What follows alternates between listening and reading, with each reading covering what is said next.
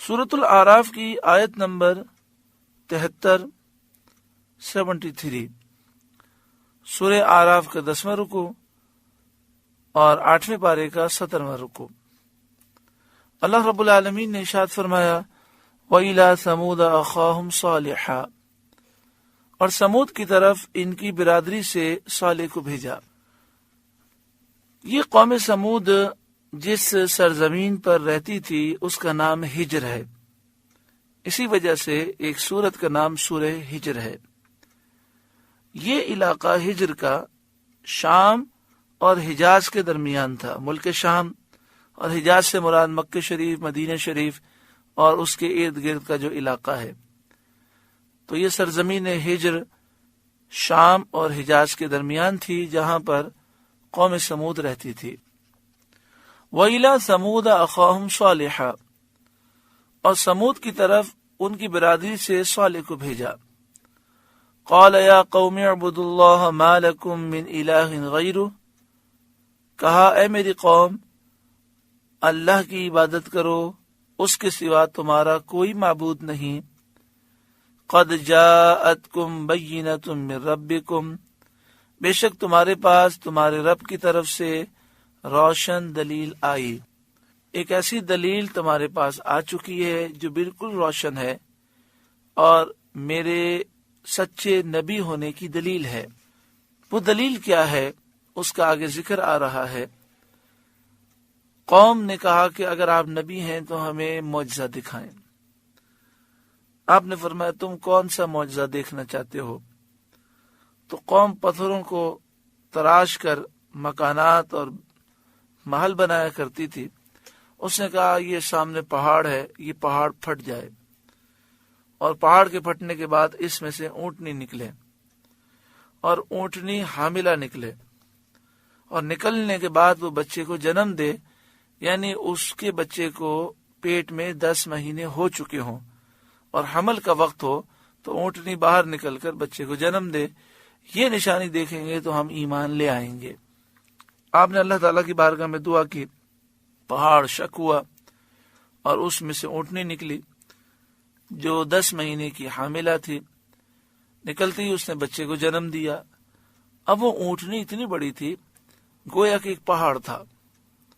مفسرین نے اس اونٹنی کے قد کو اس طرح ذکر فرمایا کہ قوم سمود کا ویسے ہی قد بہت لمبا تھا، کئی گزوں کے وہ تھے، بڑے لمبے چوڑے، لیکن وہ اونٹنی اتنی لمبی تھی اور اتنی اونچی تھی کہ جیسے ایک پہاڑ چل رہا ہو۔ یہ قوم سمود کے لوگ اس اونٹنی کے گھٹنے تک نہیں پہنچ پاتے تھے۔ تو آپ نے فرمایا ھذہ ناقۃ اللہ، یہ اللہ کا ناقہ ہے، اونٹنی ہے، لکم آیتن، تمہارے لیے نشانی ہے۔ یہ اونٹنی کئی لحاظ سے معجزہ ہے، نہ کسی کی پیٹھ میں رہی، نہ کسی کے پیٹ میں رہی، نہ کسی نر سے پیدا ہوئی، نہ کسی مادہ سے، نہ حمل میں رہی، اور نہ ہی تدریجاً وہ کمال کو پہنچی، یعنی اونٹنی کا بچہ پہلے پیدا ہوتا ہے پھر آہستہ آہستہ بڑا ہوتا ہے، ایسا نہیں ہوا، بلکہ تمام جو عادتاً طریقے ہیں اس کے خلاف وہ ایک پہاڑ سے، ایک پتھر سے اچانک پیدا ہوئی۔ اس کی یہ پیدائش معجزہ ہے۔ پھر وہ اونٹنی ایک دن پانی پیتی اور تمام قبیلہ سمود ایک دن۔ یہ بھی معجزہ ہے کہ یہ اونٹنی پورے قبیلے کے برابر پانی پی جاتی۔ وہ پورا تالاب اونٹنی جب پانی پیتی تو وہ خالی ہو جاتا۔ اس کے علاوہ جس روز یہ پانی پیتی تو قبیلے کو پانی پینے کی اجازت نہ تھی، تو جب یہ پانی پیتی تو اس دن یہ دودھ دیتی۔ وہ دودھ اتنا ہوتا کہ پورے قبیلے کو کافی ہوتا اور پانی کے قائم مقام ہو جاتا تھا۔ یہ بھی معجزہ۔ پھر جب اس اونٹنی کی باری ہوتی، تمام درندے، تمام پرندے، تمام جانور اس کی باری کے روز پانی نہیں پیتے تھے۔ یہ بھی معجزہ۔ اتنے سارے معجزات حضرت صالح علیہ السلام کے سچے نبی ہونے کی مضبوط دلیلیں ہیں، جس کو ان لوگوں نے جھٹلا دیا۔ جہاں تک تالاب کا تعلق تھا، تو آپ نے پہاڑی علاقوں میں دیکھا ہوگا کہ پہاڑی علاقوں میں پہاڑوں سے چشمے گرتے ہیں، تو ان لوگوں نے وہ پہاڑی علاقوں سے جو چشمے گرتے ہیں پہاڑوں سے، ان کے ذریعے انہوں نے نالیاں بنائی تھیں اور پانی سارا جمع ہو کر ایک تالاب میں گرتا تھا۔ شام کو یہ تالاب بھرنا شروع ہوتا، صبح تک بھر جاتا، پورا قبیلہ سارا دن یہ تالاب کا پانی استعمال کرتا، شام کو پھر خالی ہو جاتا، پھر پوری رات یہ پانی گرتا رہتا اور بھر جاتا۔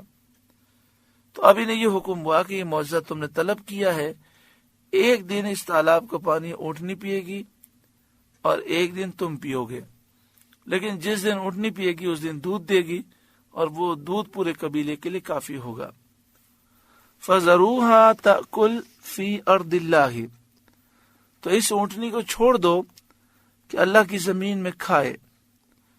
وَلَا تَمَسُّوهَا بِسُوءٍ، اور اسے برائی سے ہاتھ نہ لگاؤ۔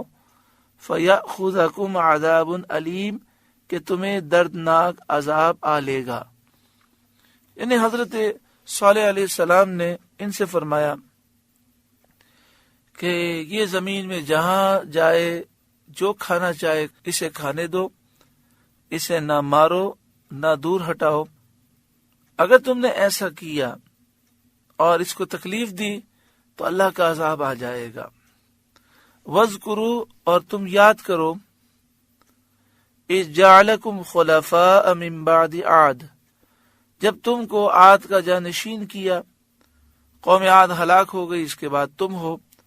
وَبَوَّأَكُمْ فِي الْأَرْضِ تَتَّخِذُونَ مِن سُهُولِهَا قُصُورًا وَتَنْحِتُونَ الْجِبَالَ بُيُوتًا، اور ملک میں زمین میں تمہیں جگہ دی کہ نرم زمین میں محل بناتے ہو گرمی کے موسم میں آرام کرنے کے لیے۔ وَتَنْحِتُونَ الْجِبَالَ بُيُوتًا، اور پہاڑوں میں مکان تراشتے ہو سردی کے موسم کے لیے۔ فَاذْكُرُوا آلَاءَ اللَّهِ، تو اللہ کی نعمتیں یاد کرو اور اس کا شکر کرو۔ ان لوگوں نے مکانات کیسے مضبوط بنائے تھے کہ آج یہ علاقہ قوم سمود کا یہ سعودی عرب کی حدود میں ہے۔ وہاں جا کر آپ دیکھیں، ہزاروں سال گزر گئے لیکن آج تک ان کے محلات ایسے کے ایسے ہی ہیں۔ تو کیسے کیسے مضبوط انہوں نے محلات بنائے۔ انہیں چاہیے تھا کہ وہ اللہ کا شکر ادا کرتے۔ فرمایا فَاذْكُرُوا آلَاءَ اللَّهِ، تو اللہ کی نعمتیں یاد کرو۔ وَلَا تَعْثَوْا فِي الْأَرْضِ مُفْسِدِينَ، اور زمین میں فساد مچاتے نہ پھرو۔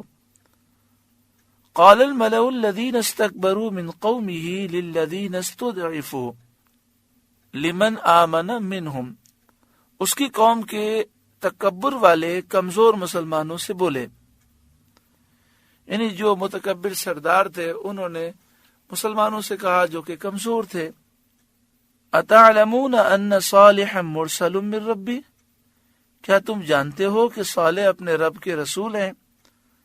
قالوا انا بما ارسل به مؤمنون، وہ مومنین بولے وہ جو کچھ لے کر بھیجے گئے ہم اس پر ایمان رکھتے ہیں، یعنی ان کے دین کو قبول کرتے ہیں، ان کی رسالت کو مانتے ہیں۔ قال الذین استکبروا، متکبر بولے یعنی جو بڑے بڑے متکبر سردار تھے وہ کہنے لگے، انا بالذی آمنتم بہ کافرون، جس پر تم ایمان لائے ہم اس سے انکار کرتے ہیں۔ فعقروا الناقۃ، پس قوم سمود نے ناقہ کی کوچے کاٹ دیں، یعنی اس اونٹنی کو انہوں نے ہلاک کر دیا، شہید کر دیا۔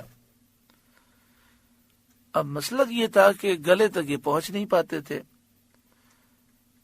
ان کی جو سائز تھی ان کا ہاتھ اونٹنی کے گھٹنے تک بھی نہیں پہنچتا تھا، تو انہوں نے اونٹنی کی پنڈلیوں پر تلوار سے وار کیا۔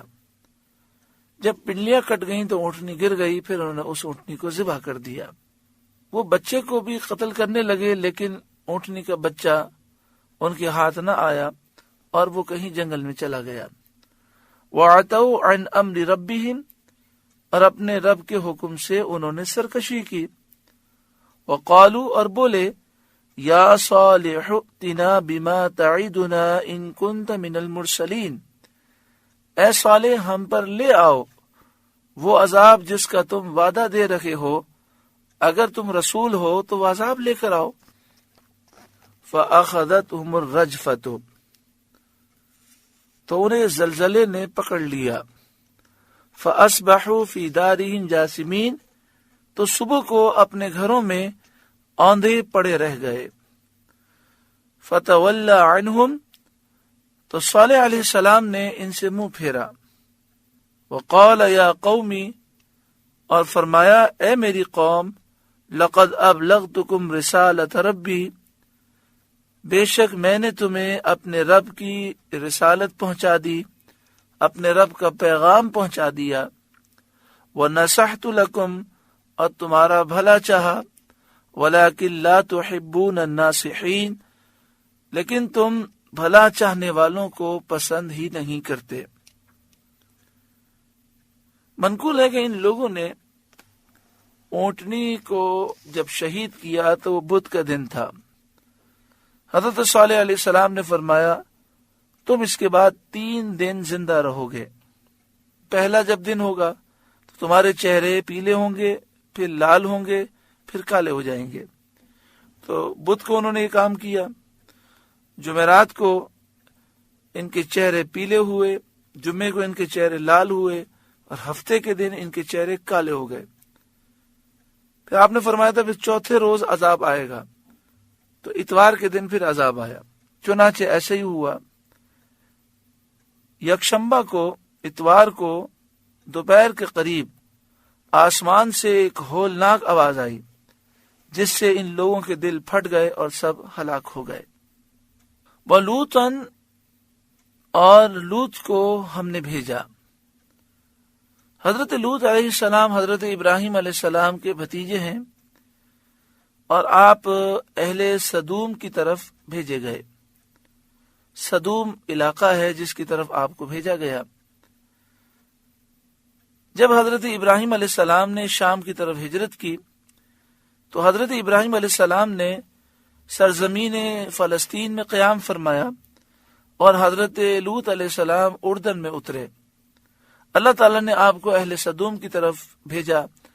آپ ان لوگوں کو دین حق کی دعوت دیتے تھے اور فعل بد سے روکتے تھے، جیسا کہ آیت شریف میں ذکر آتا ہے۔ وَلُوطًا، اور لوط کو بھیجا، اذ قال لقومه، جب اس نے اپنی قوم سے کہا، اتأتون الفاحشة ما سبقكم بها من احد من العالمین، کیا وہ بے حیائی کرتے ہو جو تم سے پہلے جہاں میں کسی نے نہ کی۔ انکم لتأتون الرجال شہوة من دون النساء، تم تو مردوں کے پاس شہوت سے جاتے ہو عورتیں چھوڑ کر۔ بل انتم قوم مسرفون، بلکہ تم لوگ حد سے گزر گئے۔ صدر الافاضل مولانا نعیم الدین مراد آبادی علیہ الرحمہ خزائن العرفان میں لکھتے ہیں کہ یہ لوگ مردوں کے ساتھ بد فعلی کرتے تھے، اور انہیں سمجھایا گیا کہ تم عورتوں کو چھوڑ کر مردوں کے پاس شہوت سے جاتے ہو، حلال کو چھوڑ کر حرام میں مبتلا ہوتے ہو، اور ایسے خبیث اور گندے کام کرتے ہو۔ صدر الافاضل مولانا نعیم الدین مراد آبادی علیہ الرحمہ تفسیر خزائن العرفان میں لکھتے ہیں، انسان کو شہوت بقائے نسل اور دنیا کی آبادی کے لیے دی گئی ہے۔ عورتیں محل شہوت اور موضع نسل بنائی گئی ہیں کہ ان سے بطریقہ معروف حسب اجازت شرع اولاد حاصل کی جائے۔ جب آدمیوں نے عورتوں کو چھوڑ کر ان کا کام مردوں سے لینا چاہا تو وہ حد سے گزر گئے۔ انہوں نے اس قوت کے مقصد صحیح کو فوت کر دیا، کیونکہ مرد کو نہ حمل رہتا ہے نہ وہ بچہ جنتا ہے۔ تو اس کے ساتھ مشغول ہونا سوائے شیطانیت کے اور کیا ہے؟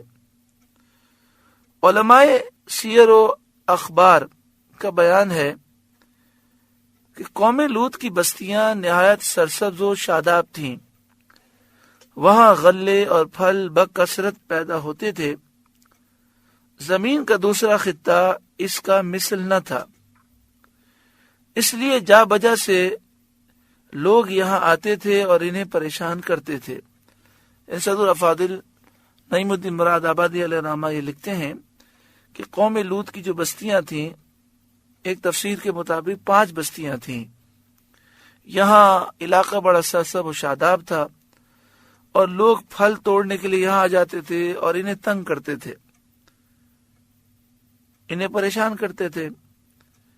حضرت صدر الافاضل مولانا نعیم الدین مراد آبادی علیہ رحمہ تفسیر خزائن العرفان میں آگے لکھتے ہیں، ایسے وقت میں ابلیس لعین ایک بوڑھے کی صورت میں نمودار ہوا اور ان سے کہنے لگا کہ اگر تم مہمانوں کی اس کثرت سے نجات چاہتے ہو تو جب وہ لوگ آئیں تو ان کے ساتھ بدفعلی کرو۔ اس طرح یہ فعل بد انہوں نے شیطان سے سیکھا اور ان میں رائج ہوا۔ وما کان جواب قومہ، اور اس کی قوم کا کچھ جواب نہ تھا، الا ان قالوا اخرجوہم من قریتکم، مگر یہی کہنا کہ ان کو اپنی بستی سے نکال دو۔ یعنی جب بھی آپ انہیں نصیحت کرتے تو کہتے کہ لوط علیہ السلام کو اور جو ان کے ماننے والے ہیں ان کو بستی سے نکالو۔ انہم اناس یتطہرون، یہ لوگ تو پاکیزگی چاہتے ہیں، پاکیزگی ہی اچھی ہوتی ہے، وہی تعریف کے قابل ہے۔ لیکن اس قوم کا ذوق اتنا خراب ہو گیا تھا کہ انہوں نے وہ صفت جس کی خوبی بیان کرنی چاہیے اس کو عیب سمجھ لیا۔ تو انہوں نے یہ جو کہا نا انہم اناس یتطہرون، یہ لوگ تو پاکیزگی چاہتے ہیں، یہ ان کا مقصد یہ تھا کہ یہ لوگ پاکیزگی کو برا سمجھتے تھے۔ اب اس بات کو سمجھنے کے لیے ایک مثال دی جاتی ہے، آپ اس مثال پہ غور کریں گے تو ماحول آپ کو سمجھ میں آ جائے گا۔ جب بعض لوگ شادی کی تقاریب کرتے ہیں یا کوئی بھی تقریب رکھتے ہیں، مثلا خواتین میں یہ مسئلہ بہت عام ہے، کہتے ہیں فلاں عورت کو مت بلانا، یار یہ تو بڑی نیک عورت ہے، یہ تو پردے دار عورت ہے، نیک عورت ہے، یہ ہمیں یہ کام نہیں کرنے دے گی۔ تو اس کا مطلب نیک عورت کہہ کر تعریف کرنا مقصود نہیں ہوتا، بلکہ یہ نیک ہونے کو برا سمجھتے ہیں، پردے کرنے کو برا سمجھتے ہیں۔ جب قوم کا مزاج اتنا خراب ہو جائے اور حالات یہاں تک پہنچ جائے تو وہ قوم تباہی کے قریب ہو جاتی ہے۔ ایک مسلمان ہو اور وہ پاکیزگی کو، حیا کو، شرم کو عیب سمجھے، شرعی پردے کو عیب سمجھے تو اس پر تف ہے، افسوس ہے اس پر کہ وہ کیسا مسلمان ہے، کتنا دین سے دور ہو گیا ہے۔ اسے اللہ کے غضب سے ڈرنا چاہیے کہ انسان اگر شرم و حیا کا پیکر نہ ہو، پردہ شرعی ہماری بہنیں اگر نہ بھی کریں تو کم از کم اس کی دل میں محبت تو رکھیں۔ نعوذ باللہ من ذالک۔ آج ماحول اس طرح کا ہو گیا کہ یار یہ ہماری محفل میں فٹ نہیں ہوگا، اس کو نہیں بلاؤ، اور رشتے کی بات بھی ہو تو یہی جملہ کہا جاتا ہے، نہیں یہ تو بہت پردے والے ہیں۔ اب یہ کوئی خوبی کے طور پہ نہیں کہا جاتا، یہ ان کی نظر میں عیب ہوتا ہے، یعنی نعوذ باللہ من ذالک۔ پردہ کرنا، شرم و حیا ایک خوبی ہے۔ آج لوگوں کی حالت خراب ہو گئی، ان کا ذوق خراب ہو گیا کہ وہ خوبی کو عیب سمجھ رہے ہیں، اور یہ تباہی کی دلیل ہوتی ہے۔ کم از کم اتنا تو ہونا چاہیے کہ انسان اگر خود شریعت پہ عمل نہیں کرتا تو شریعت کی محبت تو دل میں ہو، انسان گناہ کو گناہ تو سمجھے، نیکی کی محبت تو ہو۔ انشاءاللہ تعالی قرآن کا درس عام ہوگا، قرآن کے نور سے منور ہوں گے تو یہ ساری برائیاں انشاءاللہ دور ہوں گی۔ فَأَنْجَيْنَاهُ وَأَهْلَهُ إِلَّا امْرَأَتَهُ، تو ہم نے اسے اور اس کے گھر والوں کو نجات دی مگر اس کی عورت، کانت من الغابرین، وہ رہ جانے والوں میں ہوئی۔ حضرت لوط علیہ السلام کی بیوی زوجہ دل سے کافر تھی، ظاہر مسلمان کرتی تھی یعنی منافقہ تھی، اور اپنی قوم سے محبت رکھتی تھی، تو وہ ہلاک ہوئی۔ وَأَمْطَرْنَا عَلَيْهِمْ مَطَرًا، اور ہم نے ان پر ایک بارش برسائی۔ فَانظُرْ كَيْفَ كَانَ عَاقِبَةُ الْمُجْرِمِينَ، تو دیکھو کیسا انجام ہوا مجرموں کا۔ وہ بارش کس چیز کی بارش تھی؟ عجیب طرح کی بارش تھی، جس میں ایسے پتھر برسے کہ جو گندک اور آگ سے بنے ہوئے تھے۔ گندک سے مراد یہ ہے کہ جیسے ہم ماچس کی تیلی پر جو مادہ دیکھتے ہیں، میٹر دیکھتے ہیں، وہ گندک ہوتا ہے۔ ایسے پتھر برسے جو گندک اور آگ کے مرکب تھے۔ ایک قول یہ ہے کہ بستی میں رہنے والے جو وہاں مقیم تھے وہ تو زمین میں دھسا دیے گئے، اور جو سفر میں تھے وہ اس پتھروں کی بارش سے ہلاک کیے گئے۔ حضرت مجاہد نے فرمایا کہ حضرت جبریل علیہ السلام نازل ہوئے، اور انہوں نے اپنے بازو قوم لوط کی بستیوں کے نیچے ڈال کر